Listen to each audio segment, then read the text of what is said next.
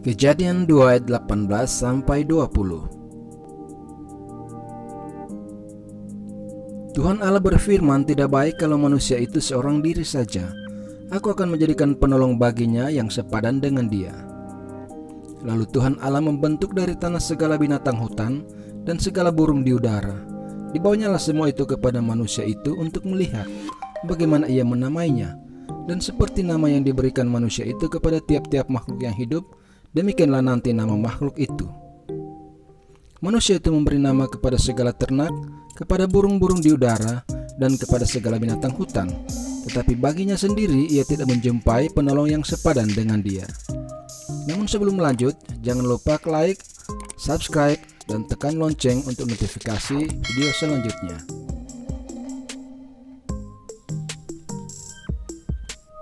Penolong yang sepadan.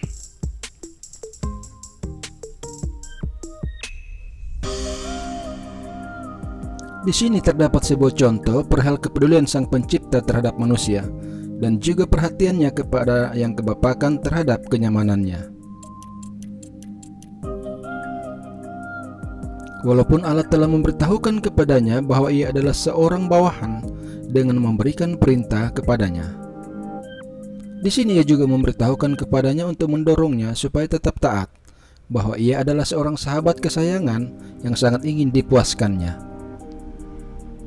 Amatilah bagaimana Allah dengan penuh belas kasihan merasa iba terhadap kesendiriannya. Tidak baik kalau manusia itu seorang diri saja. Walaupun terdapat dunia di atas dengan para malaikat dan dunia di bawahnya yang keras, sedangkan manusia berada di antara keduanya.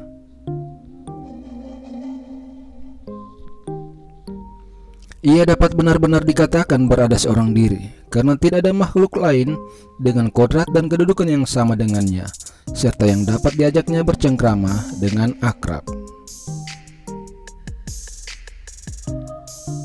Sekarang dia yang membentuk manusia itu, yang mengenal dia dan tahu apa yang baik baginya, lebih tahu daripada manusia itu sendiri, berkata, tidak baik apabila ia terus-menerus seorang diri. Kesendirian itu membuatnya merasa tidak nyaman, sebab manusia merupakan makhluk yang suka bergaul. Sungguh menyenangkan baginya apabila bisa bertukar pengetahuan dan kasih sayang dengan makhluk sejenis, untuk memberi tahu dan diberitahu, untuk menyayangi dan disayangi. Apa yang di sini dikatakan oleh Allah tentang manusia pertama, dikatakan oleh Salomo tentang semua orang, bahwa berdua lebih baik daripada seorang diri, dan malanglah orang yang tidak mempunyai orang lain. Seandainya hanya ada seorang manusia di dunia, alangkah memilukan keadaannya.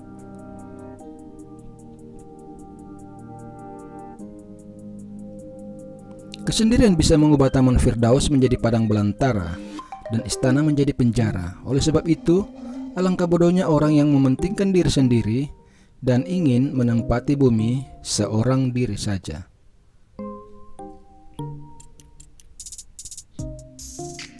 Tujuannya bukanlah untuk memperbanyak diri dan melestarikan jenisnya. Allah bisa saja membuat sejumlah besar manusia lebih dahulu guna memenuhi bumi, sama seperti ia memenuhi surga dengan sebuah dunia malaikat. Namun taman itu akan terasa terlampau sempit untuk ditempati banyak orang secara sekaligus.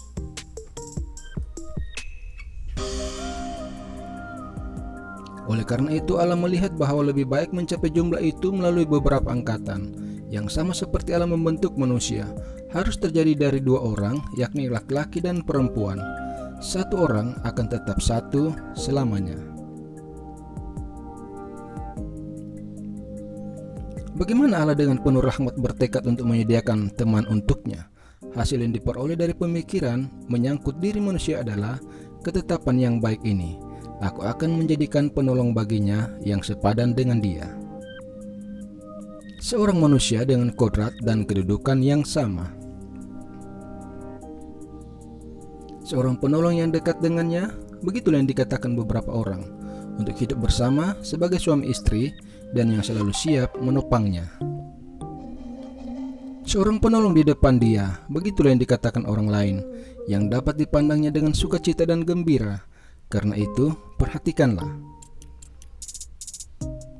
Bahkan dalam keadaan terbaik pun di dunia ini, kita saling membutuhkan pertolongan orang lain.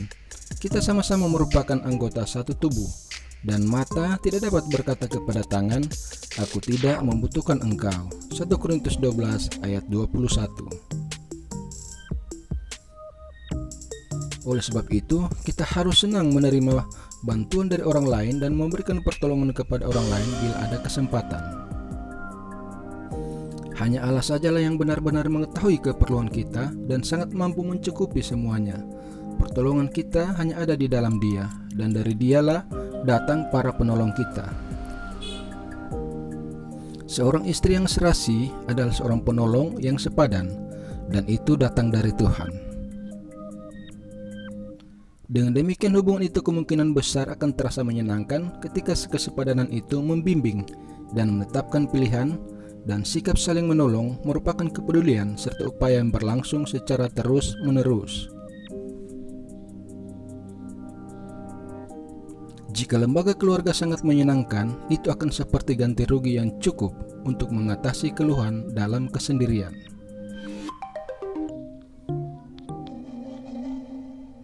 Orang yang memiliki Allah yang baik, hati yang baik, dan istri yang baik untuk diajak berbincang-bincang, namun tetap mengeluh bahwa ia kekurangan orang lain untuk diajak bergaul, tidak akan merasa senang dan puas di Taman Firdaus sekalipun.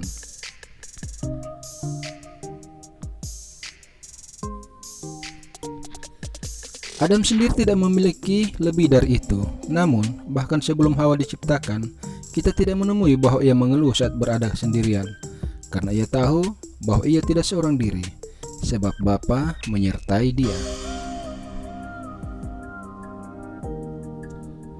Orang-orang yang merasa puas di dalam Allah dan perkenannya berada di jalan yang terbaik dan dalam keadaan terbaik untuk mendapatkan hal-hal baik dalam hidup ini.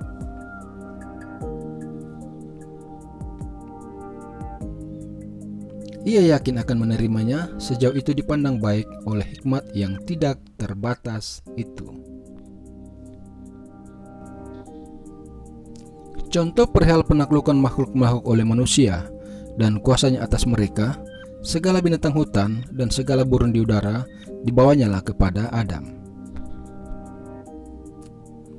Baik melalui pelayanan para malaikat atau melalui naluri khusus yang memimpin hewan-hewan itu kepada manusia sebagai Tuhan atas semuanya, yang mengajar lembu jantan untuk segera mengenal pemiliknya.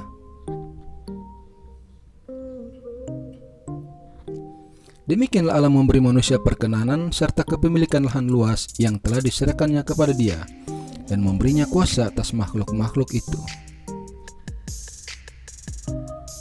Allah membawa semua binatang itu kepadanya supaya bisa diberi nama olehnya, dan dengan demikian juga dapat menyatakan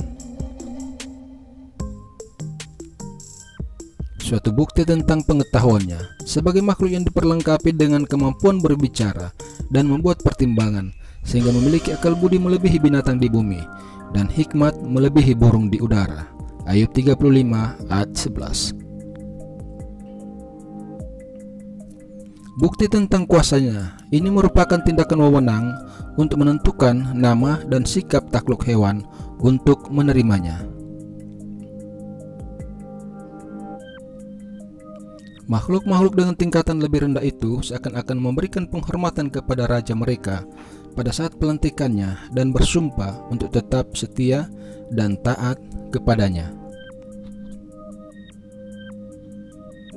Seandainya Adam tetap setia kepada Allahnya, kita boleh beranggapan bahwa hewan-hewan itu mengetahui dan mengingat nama masing-masing seperti yang sekarang diberikan Adam, hingga bisa datang kepadanya kapanpun dan saat namanya dipanggil. Allah memberikan nama bagi siang dan malam hari, bagi cakrawala, bumi dan laut. Ia juga menyebut nama-nama semua bintang untuk menunjukkan bahwa dialah Tuhan atas semuanya. Namun ia membiarkan binatang dan unggas diberi nama oleh Adam sebagai tuan dan bawahannya, karena ia telah menjadikan dia menurut gambar dan rupanya sendiri. Dengan demikian ia juga telah memberikan sebagian kehormatannya ke atas manusia itu. Sebuah contoh tentang ketidakcukupan semua makhluk itu untuk membahagiakan manusia. Tetapi di antara semua makhluk itu, baginya sendiri ia tidak menjumpai penolong yang sepadan dengan dia. Ada yang berpendapat bahwa ini kata-kata Adam sendiri ketika mengamati semua binatang yang datang berpasang-pasangan kepadanya untuk diberi nama. Adam menyeratkan keinginannya kepada penciptanya, "Tuhan, semua binatang ini mempunyai pasangan yang sepadan, tetapi bagaimana dengan diriku?" Di sini tidak ada satupun pasangan yang sepadan bagiku. Setelah ditinjau kembali, kata-kata tadi lebih tepat merupakan penilaian Allah. Dia mengumpulkan semua hewan itu untuk melihat apakah ada pasangan yang cocok bagi Adam di antara sekian banyak makhluk dari tingkat rendah itu. Ternyata tidak ada satupun. Amatilah di sini. Martabat dan keunggulan kodrat manusia. Di bumi tidak terdapat satupun yang seperti dia, ataupun yang sebanding dengannya di antara semua makhluk yang terlihat itu. Hewan-hewan itu diamati, tetapi di antara semuanya tidak satupun yang sesuai dengannya.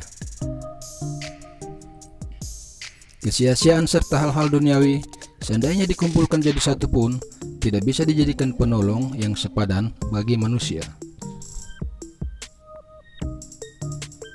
Semua itu tidak akan sesuai dengan sifat jiwanya, memenuhi kebutuhannya, memuaskan hasratnya, ataupun sejalan dengan keberadaannya yang tidak pernah lemah sepanjang waktu. Allah lalu menciptakan sesuatu yang baru untuk menjadi penolong yang sepadan bagi manusia, bukan seperti perempuan yang berasal dari benih perempuan. Terima kasih.